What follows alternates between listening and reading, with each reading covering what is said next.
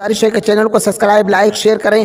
जब रसूल पाक अलैहिस्सलातु वस्सलाम ने इन फसाद व बलागत के ताजदारों के सामने कुरान पढ़ पढ़ के सुनाना शुरू किया तो जो अरब के नामवर सरदार थे, जो उम्दा कलाम किया करते थे, उन सब की गर्दनें झुक गई, ज़बानें खामोश हो गई। और ऐसा क्यों ना होता, मेरे रज़ा इसको अपनी ज़बान में यूं कहते हैं कि तेरे आगे यूं है कभी नचे फुसहा अरब के बड़े बड़े, कोई जाने मुंह में ज़बान नहीं बल्कि जिस्म में जान है। मेरे अजीज साथियों, जब रसूल पाक अलैहिस्सलातु वस्सलाम ने कुरान पाक पढ़ पढ़ के सुनाना शुरू किया तो जो कुफार के बड़े बड़े अदीब थे, बड़े बड़े खतीब थे, उनकी गर्दनें झुक गई। उसके आगे कुरान की शान के आगे ये लर्ज़ा व अंदाज़ होकर या तो कुरान के कलाम इलाही होने का एतराफ़ करके मुशर्रफ इस्लाम हो जाया करते थे, या फिर कुरान की शान के आगे अपनी कमजोरी का ऐलान कर दिया करते थे। हज़रत जबीर बिन मुतअम रज़ियल्लाहु तआला अन्हु, इनका ज़माना जahiliyyat का दौर था, कुफ्र की बारियों में भटक रहे थे। रसूल पाक अलैहिस्सलातु वस्सलाम की बारगाह में एक मर्तबा हाजिर हुए। रसूल पाक अलैहिस्सलातु वस्सलाम फजर की नमाज में सूरह तूर की तिलावत फरमा रहे थे। जबीर बिन मुतअम कहते हैं, मैं रसूल पाक की तिलावत को बगौर सुनता रहा। जब रसूल पाक अलैहिस्सलातु वस्सलाम इस आयत मुबारका पर पहुंचे, इन्ना अज़ाब रब्बिका लवाक़ि मा लहू मिन दाफ़िअ, कि बेशक तेरे रब का अज़ाब ज़रूर होना है, उसे कोई टालने वाला नहीं।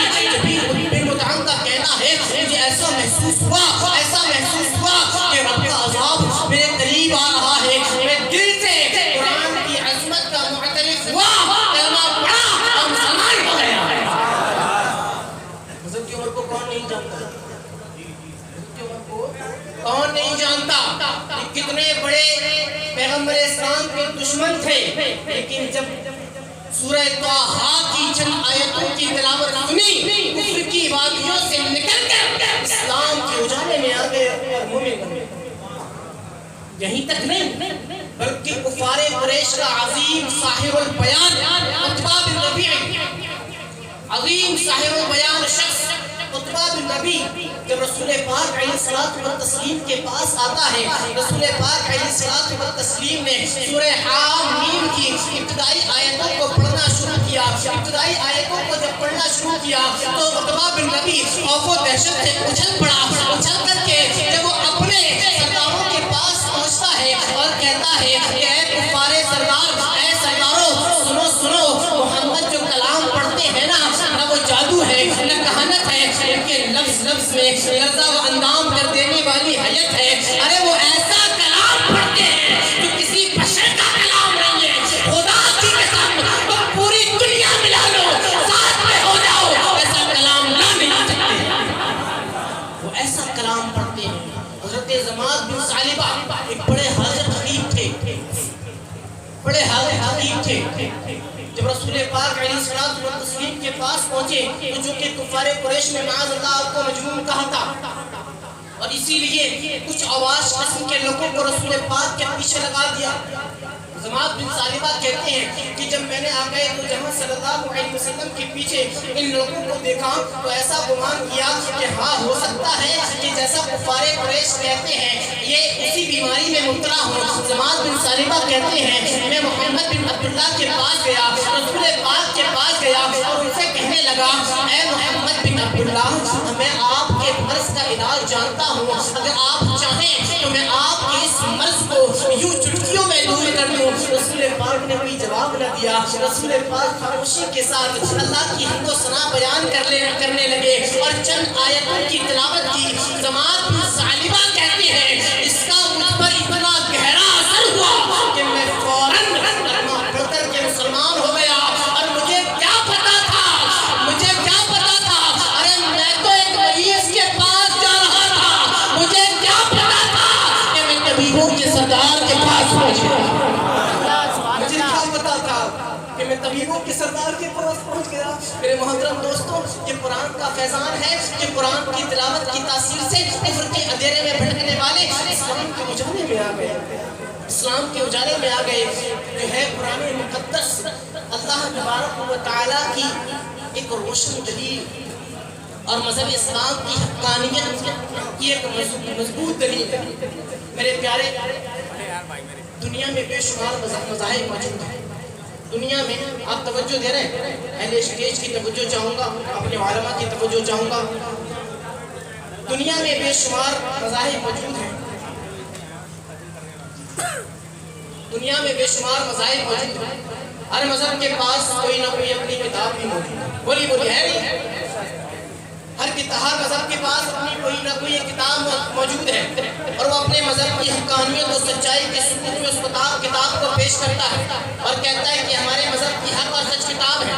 زبور، توریت، انجیل بے شک یہ منزل من السماء ہے، یہ آسمان سے نازل کی گئی کتابیں ہیں، لیکن موجودہ دور میں یہ تمام کتابیں غلط سے پاک نہیں ہیں۔ ان کے اندر تحریفیں کر دی گئی، ان کے اندر سے وہ نکال دیا گیا جو آسمان سے نازل کیا گیا تھا، اس کو داخل کر دیا گیا جو آسمان سے نازل نہیں کیا گیا تھا۔ ان کتابوں میں سے کوئی بھی کتاب اب معتبر نہیں رہی سوائے قرآن کے۔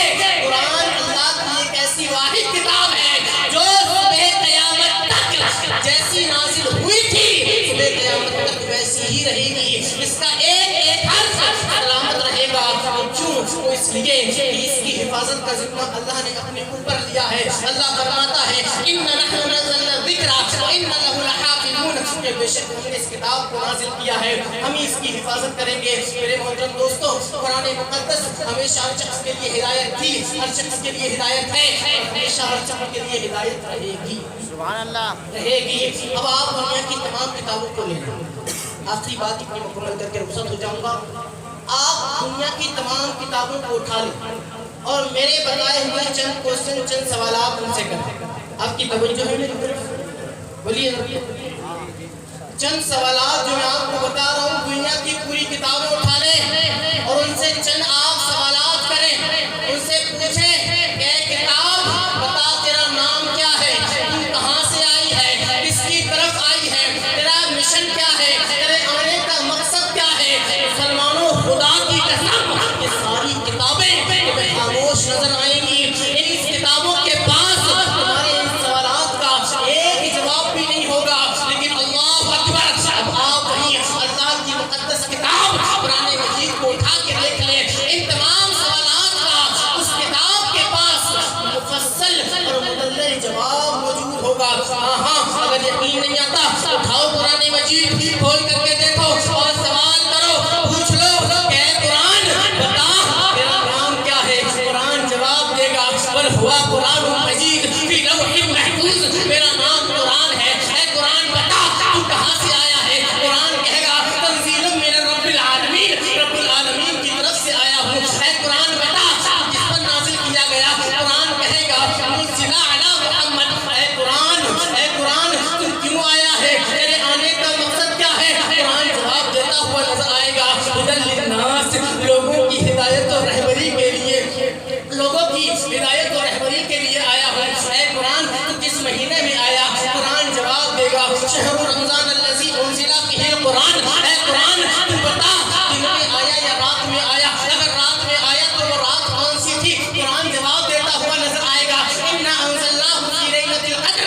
اے قرآن تو کس مقصد کے تحت نازل کیا گیا، بتا دیا لوگوں کی ہدایت کے لیے۔ یا اللہ تیرے مقدس کلام کو برباد کر، تیرے مقدس کلام کو ختم کرنے کی کوششیں کی جا رہی ہیں اور کتابوں میں تو تحریفیں کر دی گئی، اسی میں گھٹا بڑھا دیا گیا۔ مولا اب ان دشمنان اسلام کی نظریں تیرے پاک کلام پر جمی ہوئی ہے، اس کو ختم کرنا چاہتے ہیں۔ کوئی ملعون لکھنؤ سے اٹھ کر کے کہتا ہے کہ اس کی 26 آیتیں دہشت گردی پھیلاتی ہیں۔ کوئی ملعون اٹھ کر کے کہتا ہے کہ انڈیا کے اندر قرآن پر بین لگا دو۔ اے میرے مولا بتا کہ کبھی تیرا پاک اور پوتر کلام بند ہو سکتا ہے، ختم ہو سکتا ہے، بینڈ ہو سکتا ہے، اور رب کی جواب جانب سے جواب آتا ہے اِنَّا نَحْنُ نَزَّلْنَا الذِّكْرَ وَإِنَّا لَهُ لَحَافِظُونَ۔ کہ نہیں، ایسا کبھی نہیں ہو سکتا۔ اور اگر میں اپنی زبان میں کہوں تو یوں کہ فانوس بن کے جس کی حفاظت ہوا کرے، وہ شمع کیا بجھے جسے روشن خدا کا۔ فانوس بن کے جس کی حفاظت ہوا کرے، وہ شمع کیا بجھے جسے روشن خدا کرے۔ میرے محترم دوستو، قرآن مقدس نے تمام سوالات کے جواب دے کر کے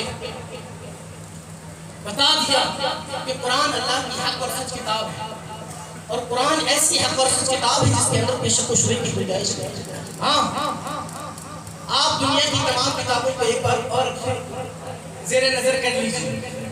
آپ جب ان دنیا کی کتابوں کو پڑھتے ہیں تو کاتب، لیکھک، لکھنے والا اپنی اس کتاب کے آخر میں یہ چیز ضرور لکھتا ہے کہ اگر میری کتاب میں غلطی پائیں تو مجھے ضرور بتائیں، تاکہ آنے والے ایڈیشن میں اس کی تصحیح کر دی جائے گی۔ پڑھا ہے آپ نے کبھی؟ علماء کی توجہ چاہتے ہیں، حضرت آپ نے بھی پڑھا ہوگا نا، اس طریقے کے جملے لکھے ہوتے ہیں، نمبر بھی دیا جاتا ہے کہ آپ پریس والے سے کانٹیکٹ کر کے یا ہم سے کانٹیکٹ کر کے تصحیح کرا سکتے ہیں۔ مطلب کیا ہے؟ مطلب یہ ہے کہ ان کو اپنی کتاب میں شک و شبہے کی گنجائش ہے، نظر آتی ہے کہ ہماری کتاب غلط ہو سکتی ہے، لیکن خدا کی قسم، خدا کی کتاب ایسی کتاب ہے اس کے شروع میں ہی لکھ دیا گیا ذالک الکتاب لا ریب فیہ، اس کتاب کے اندر کوئی شک و شبہے کی گنجائش نہیں۔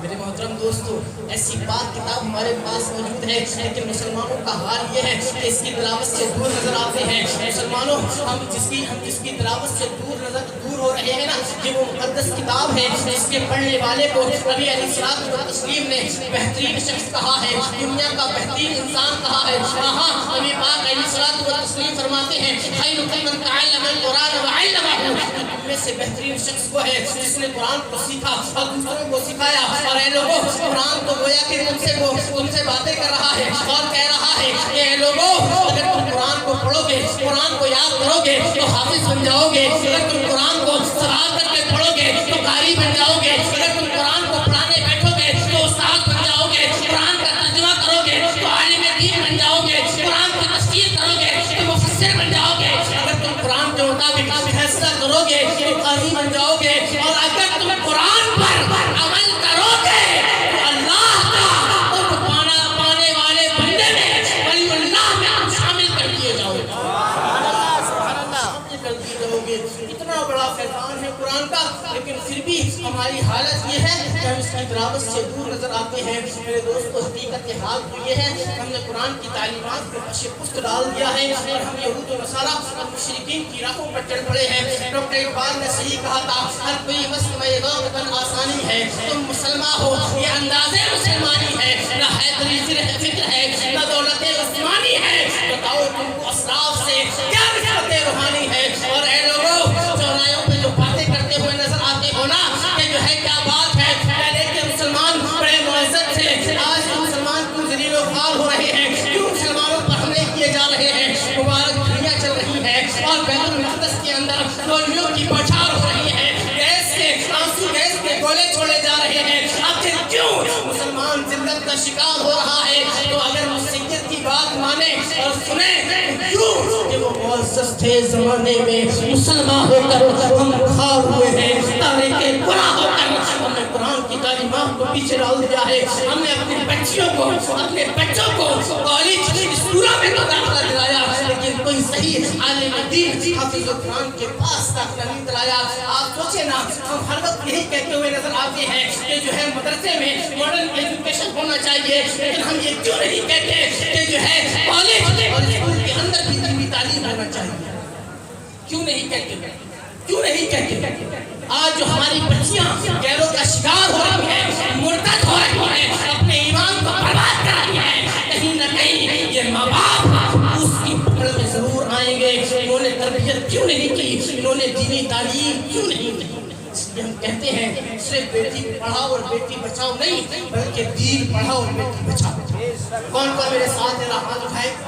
دین پڑھاؤ، دین پڑھاؤ، دین پڑھاؤ، دین پڑھاؤ۔ اپنی اپنی بیٹیوں بہنوں کو کون کون دین پڑھائے گا؟ پڑھنے کی کون کون تلقین کرے گا؟ آخری بات یہ جو ہم کہتے ہیں نا کہ ابھی چھوٹی بچی ہے، چھوٹی بچی ہے، بڑی ہوگی تو پردہ کرنا سکھا دیں گے۔ ارے نادان، چھوٹی ہے اس لیے تو کہا جا رہا ہے کہ پردہ کرا، جب بڑی ہو جائے گی कहाँ सुनेगी, मेरी नहीं सुनने वाली, फिर तो अपनी मनमर्जी चलाई। हाँ, कही कि हम आज़ाद इंडिया में रह रहे हैं, आज़ाद, और इतनी ज़्यादा आज़ाद हो जाती है कि माँ बाप से भी बेफिक्र हो जाती है। मेरे मोहतरम दोस्तों, दावत इस्लामी की एक मस्जिद जो है अबालपुरा पहाड़िया पर तामीर होने जा रही है, ऐलान के लिए आया। 12 लाख रुपए उसके पेमेंट में कर दिए गए हैं, मतलब एडवांस में दे दिए गए हैं। ठीक है, कुछ और बाकी है, कितने 9 लाख बाकी है। देखिए एडवांस दिया गया है, अगर ये पेमेंट नहीं होगा, अगर ये पूरा पेमेंट नहीं होगा तो डूब जाएगा। मुसलमानों का इतना मतलब समझ रहे हैं आप, नुकसान होगा अच्छा खासा। तो बराए कराए इसमें आप अपने अपने मुताबिक हिस्सा मिलाएं, अपने अपने मुताबिक हिस्सा मिलाएं। 9 लाख रुपए बाकी है। देखिए हम और आप गुटके में, तम्बाकू में 100 रुपये तो रोज की हम यूँ ही बर्बाद कर देते हैं। हाँ भाई, 50 रुपये गुटका खा कर थूक देते हैं और 50 रुपये सिगरेट पी के फूक देते हैं। तो होता है क्या ही अच्छा हो कि 100-200 रुपये हम सब 100, 200, 500 रुपये इसके लिए दें तो हमारा ये काम बन जाएगा। हो सकता है नीचे ये लोग झोली भी लगाएं, इनकी ज़रूर मदद करें, ये बड़े दिन के काम कर रहे हैं। ठीक है, और दूसरी आखिरी बात ये कि अपनी बच्चियों को दीन तालीम से ज़रूर आरास्ता करें। इंशाअल्लाह अज़ीज़ हमने ग्वालियर शहर के अंदर इस मिशन को जारी किया है, दीन पढ़ाओ बेटी बचाओ। इसी के तहत हमने जामिया सुल्तानुल मदारिस का क़याम अमल में लाया गया है। इंशाअल्लाह अज़ीज़ जो है जामिया सुल्तानुल मदारिस, जिसके जो है उपाध्यक्ष हमारे हाफिज़ मज़हर कादरी साहब हैं और खजांची हमारे हाफिज़ साजिद नूरी साहब हैं और बाकी और दीगर एक खास की टीम है इसके अंदर। हाँ, अहले इल्म की ज़ेरे निगरानी ये दोनों मदारिस चलाए जाएंगे, जिनके अंदर जो है लड़कों का भी होगा, लड़कियों का भी होगा। गर्ल्स और बॉयज, लिल बनात और लिल बनी दोनों मदरसे चलाए जाएंगे अलग अलग। लड़कियों के 2-2 घंटे के मदरसे चलाए जाएंगे, 2 घंटे सुबह 10 से 12 बजे तक बड़ी लड़कियों के लिए, 14 साल से ऊपर की लड़कियों के लिए, और फिर जो है शाम में 2 बजे से 4 बजे तक छोटी बच्चियों के लिए जो है वो इसलिए छोटी बच्चियों के लिए रखा गया है क्योंकि छोटी बच्चियां अगर स्कूल वगैरह से पढ़ कर के फारिग हो जाती हैं तो उनको बआसानी ये तालीम मिल जाए। 2 घंटे की तालीम जिसके अंदर क़िराअत और तजवीद के साथ कुरान मुक़द्दस, ठीक है, मिशन दुआएं, दीन ईमानियात और उम्दा तरबियत के साथ उनको तालीम दी जाएगी। आपसे गुजारिश है ऐसे छोटे छोटे मकातिब आप अपने महलों में भी कायम कीजिए, अपने जो है इलाकों में भी कायम कीजिए। देखिए तहफ़्फ़ुज़ बहुत ज़रूरी है। मिशन पर वो लोग निकल चुके हैं, हमें भी चाहिए कि हम भी मिशन पर निकल चुके। देखिए प्यारे, अगर हम अपना कदम आगे नहीं बढ़ाएंगे तो एक दिन ऐसा होगा कि हमारी बच्चियाँ अपना कदम तो आगे बढ़ा ही रही हैं, हमारे हाथ से भी निकल जाएंगी। अल्लाह तबारक व तआला की बारगाह में दुआ है कि अल्लाह करीम हमें और आपको कहने सुनने से ज़्यादा नहीं कबल की तौफीक अता फरमाए। आखिर दावाना अल्हम्दुलिल्लाहि रब्बिल आलमीन। अस्सलामु अलैकुम व रहमतुल्लाह। मेरी आपसे यही गुजारिश है कि चैनल को सब्सक्राइब, लाइक, शेयर करें और इस चैनल में आपको नाते, तकरीरें और प्यारे नबी की प्यारी प्यारी बातें सुनने को मिले।